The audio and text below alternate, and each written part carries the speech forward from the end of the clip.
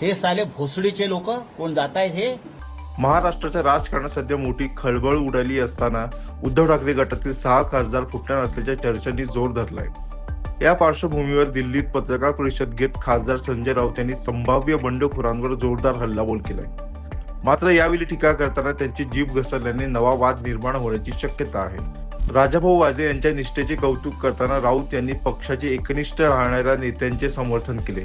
मात्र पक्ष सोडण्याच्या चर्चेत असलेल्या खासदारांवर निशाणा साधताना त्यांनी अत्यंत आक्रमक भाषा वापरली. हे बेईमान आहेत, त्यांच्या रक्तातच बेईमानी आहे असं म्हणत त्यांनी संताप व्यक्त केला.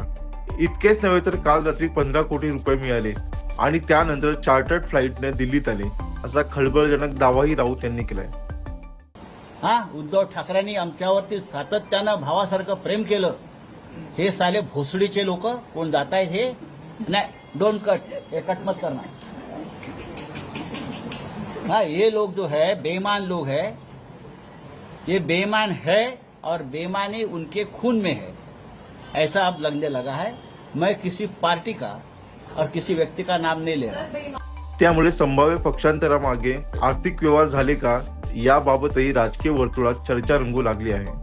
दरम्यान उद्धव ठाकरेंच्या चेहऱ्यावर आणि मशाल चिन्हावर निवडून आलेल्यांनी गद्दारी केली तर त्यांना सोडणार नाही असा इशाराही त्यांनी दिलाय.